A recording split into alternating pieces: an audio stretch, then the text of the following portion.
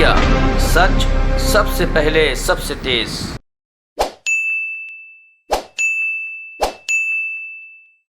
मित्रों नमस्कार। अपने बीच भारतीय जनता पार्टी के माननीय राष्ट्रीय प्रवक्ता श्री गौरव भाटिया जी आपको संबोधित करेंगे। मेरा विनम्र निवेदन है माननीय गौरव जी से कि आपको संबोधित करें। बहुत बहुत धन्यवाद संजय मयूख जी। सभी पत्रकार बंधुओं को नमस्कार। अभी हमने देखा एक प्रेस वार्ता श्री अरविंद केजरीवाल जी द्वारा संबोधित की गई और ये कहना गलत नहीं होगा कि उनकी प्रेस वार्ता का उत्तर देते हुए जो आज जनता कह रही है, केवल दिल्ली की नहीं, पंजाब की नहीं, पूरे भारत की, कि जमीन पर तो है जीरो, जमीन पर तो है जीरो, लेकिन रेवड़ियां बांट कर बनना चाहते हैं हीरो। ये है अरविंद केजरीवाल जी। और ऐसा क्यों कहता हूं, आरंभ में ही बताता हूं। अरविंद केजरीवाल जी आज भारतीय राजनीति में वो नेता हैं जिनके अगर आप इतिहास में जाएं तो देखेंगे ये कसम खाते थे कि मैं राजनीति में नहीं आऊंगा, लेकिन जनता जानती है कि ये राजनीति में आए और राजनीति को इन्होंने मैला भी किया, झूठे वादे भी किए और जनता का विश्वास भी तोड़ा। इन्होंने कहा कि मुझे सरकारी बंगला, सरकारी गाड़ी, कोई सुरक्षा नहीं चाहिए। अरविंद केजरीवाल जी फिर से झूठे निकले। आज हमने देखा छोटी वैगन आर बड़ी गाड़ियों में तब्दील हो गई, सुरक्षा के घेरे में रहते हैं, आम जनता से कटे हुए हैं और इनकी राजनीति केवल झूठ और फरेब की राजनीति बन के रह गई है। चुनाव में जब ये अपनी पार्टी की बात करते हैं तो ऐसे ऐसे वादे करते हैं, सब कुछ मुफ्त करूंगा। एक मुख्यमंत्री का ये फर्ज होता है कि वो जनता के लिए समर्पित हो, सुनिश्चित करे कि नौकरी हो जनता के पास, सुनिश्चित करे कि उसका इलाज हो, बेहतर से बेहतर हो, शिक्षा का प्रबंध हो। लेकिन आप ये भी दिमाग में रखते हैं कि जो प्रदेश में सरकार है उसकी वित्तीय हालत क्या है। लेकिन ये अरविंद केजरीवाल जी का जो एक असफल मॉडल है उसमें नहीं आता है। उनको केवल और केवल वादे करने हैं और जब चुनाव बीत जाते हैं और जहां इनको अपने वादे पूरे करने का मौका भी मिलता है, वहां फिर ये केंद्र सरकार की तरफ देखते हैं और कहते हैं कृपया करके हमारी मदद करिए। और देखिए फर्क क्या है, मैं आपको बताऊं। पंजाब के चुनाव में इनके मुंह से निकला हर महिला जो 18 वर्ष से ऊपर की आयु रखती है उसको 1000 रुपए देंगे। क्या यह वादा पूरा हो गया अरविंद केजरीवाल जी? इन्होंने कहा कि हम जो वृद्ध हैं उनकी पेंशन भी बढ़ा देंगे। अभी तक तो बढ़ा ही नहीं है। ऐसा क्यों है? और आम आदमी पार्टी की नींव में आज झूठ और फरेब है जो जनता देख पा रही है। और इसीलिए अरविंद केजरीवाल जी आपकी विश्वसनीयता शून्य हो गई है, शून्य अंडा। वो क्यों है? आप वादे कर देते हैं लेकिन जब पूरा करने का समय आता है तो आप उन वादों से दूर भाग जाते हैं। अगर आप 8.5 साल दिल्ली में आपकी सरकार है और कार्य किया होता तो शायद आपको इस तरह से झूठे वादे ना करने पड़ते आगे के लिए। और मैं ये बताना चाहता हूं, बहुत जिम्मेदारी से बताऊंगा, दिल्ली में जनता ने आपको अपार आशीर्वाद दिया, इस उम्मीद से दिया कि आप जो वादे करते हैं उनको पूरा करेंगे। ये वादे अरविंद केजरीवाल जी ने किए। कहते हैं कि मैं 500 नए स्कूल दूंगा, 20% जो प्रदेश का बजट होगा वो मैं शिक्षा में लगाऊंगा। अब सत्य क्या है ये भी जान लीजिए। 500 नए स्कूल खोलना तो दूर की बात है, 16 दिल्ली के स्कूल बंद हो गए। आरटीआई में पता चलता है कि 16 स्कूल बंद हो गए और 745 तो ऐसे स्कूल हैं जहां पे प्रधानाचार्य नहीं है। और जब इनसे सवाल पूछो तो ये कहते हैं हैप्पी क्लासेस चल रही हैं। अरविंद केजरीवाल जी, आप हैप्पी हो सकते हैं क्योंकि आपके चाहे पंजाब के स्वास्थ्य मंत्री हो, चाहे सत्येंद्र जैन जी हो दिल्ली में, दोनों ने जनता की गाड़ी कमाई को लूट के आपको दिया, आप हैप्पी हैं। अरविंद केजरीवाल मस्त हैं, जनता त्रस्त है और ये कहते हैं हैप्पी हैप्पी है। मैं एक बात जरूर कहूंगा, अरविंद केजरीवाल जी, आप 8.5 साल दिल्ली में सत्ता में हैं, क्या आप ये बता पाएंगे? और अब मैं इस लिस्ट को पढ़ देता हूं और चुनौती देके कहता हूं, आप बताइए कि ये जो वादे आपने किए हैं 8.5 साल में, इसमें कौन सा वादा आपने पूरा कर दिया? 500 नए कॉलेज स्कूल बनाएंगे, 500 नए स्कूल बनाएंगे, 20 नए कॉलेज बनाएंगे, 15 लाख सीसीटीवी कैमरा लगाएंगे, 5,000 नई डीटीसी की बसें आएंगी, 8 लाख नौकरियां आम जनता को देंगे, 2 लाख शौचालय बनेंगे, पूरे दिल्ली में हर जगह वाईफाई होगा, जो सड़कें होंगी वो यूरोपीय मानक की होंगी और आम जनता को आरओ क्वालिटी का पानी देंगे। और सच्चाई यह है कि 30% अभी भी ऐसे घर हैं जहां पे स्वच्छ पानी के लिए पाइपलाइन ये नहीं बिछा सके और केंद्र सरकार अपना काम कर रही है।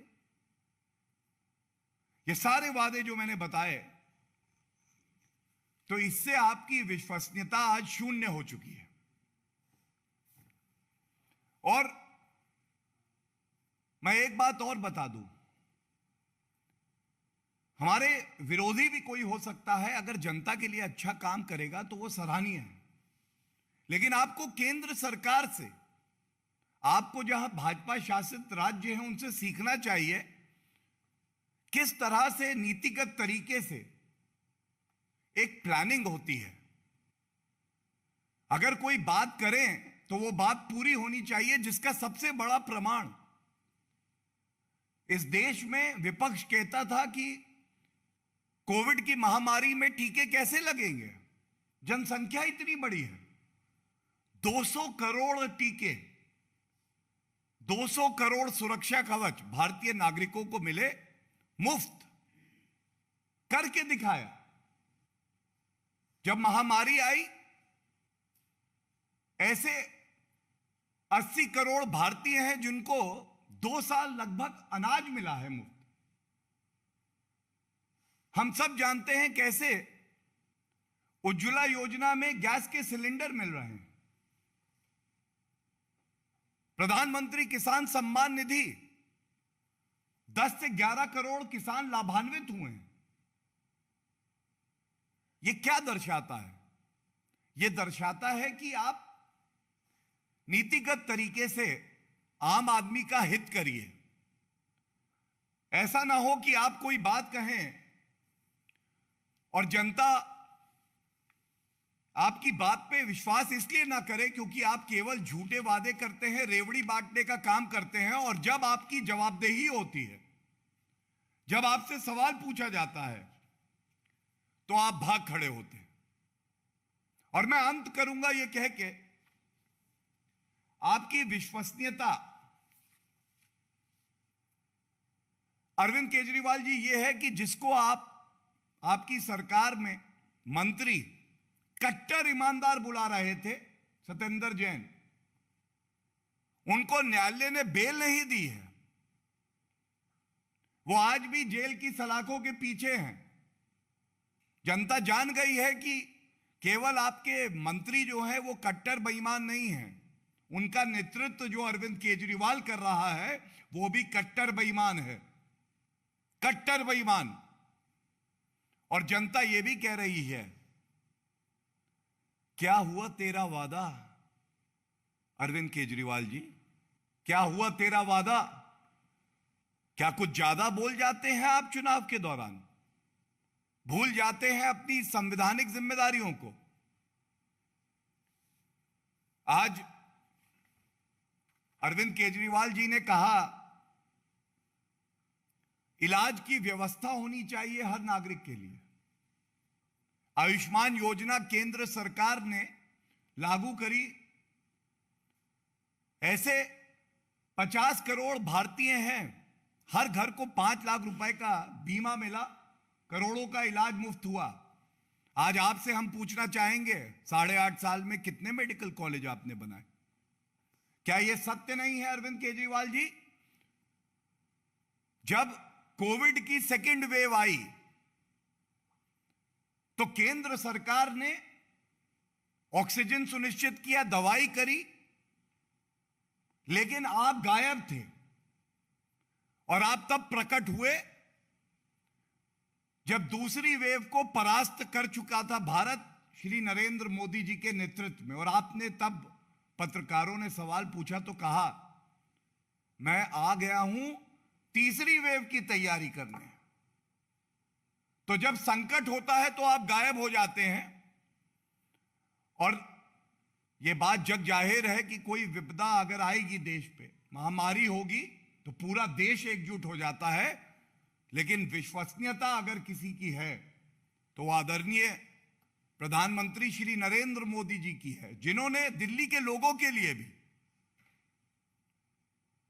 हर संभव प्रयास किया और देखा कि अगर उन पर संकट है तो उस संकट का निवारण कैसे किया जा सके।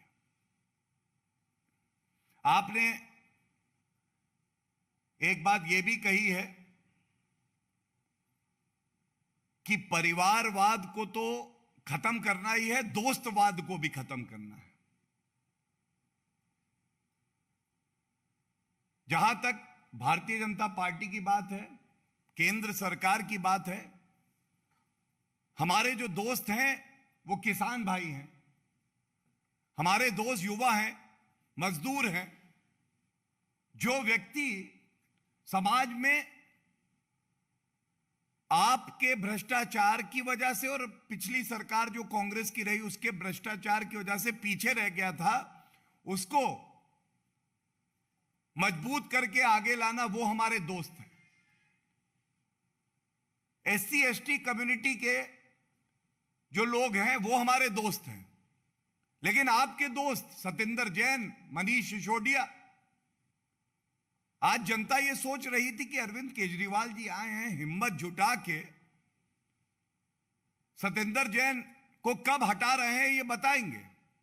मनीष सिसोदिया ने जिस तरह से एक्साइज का घोटाला किया है उस पर कुछ कहेंगे, लेकिन हिम्मत नहीं पड़ी अरविंद केजरीवाल जी आपकी।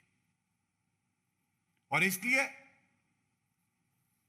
मैं इतना ही कहूंगा, जो दूरदर्शिता, एक नीति, एक स्पष्ट सोच और ईमानदार नियत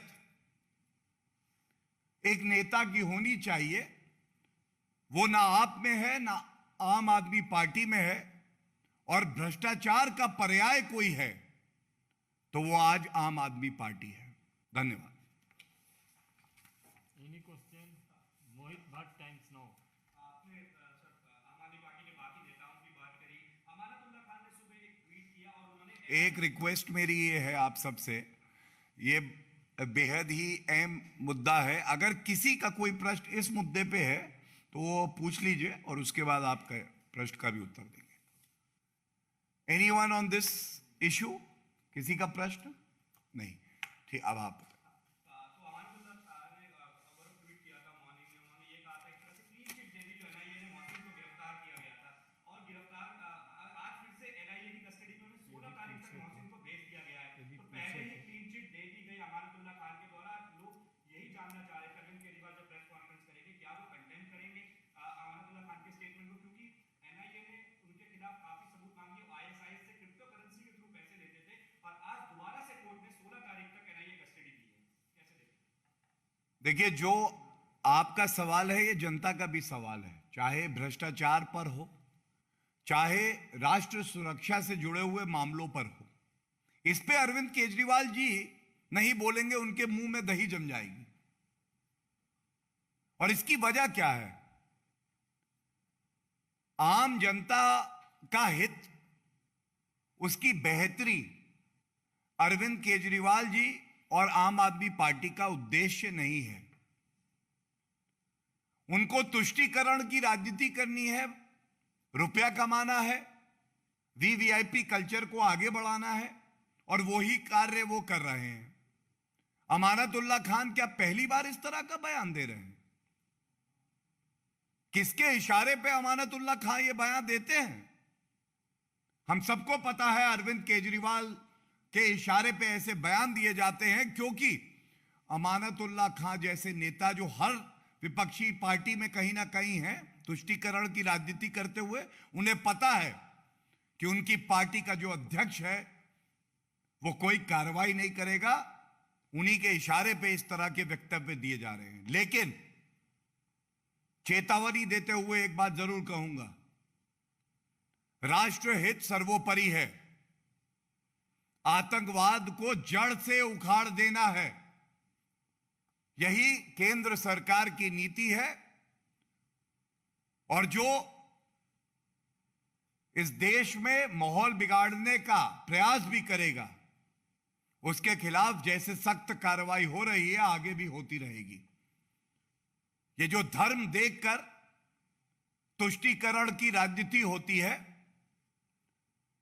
ये यकीन है हमें कि भारत की और दिल्ली की जनता ऐसी पार्टियों को उखाड़ फेंकेगी। और कोई प्रश्न? बहुत बहुत धन्यवाद। Thank you.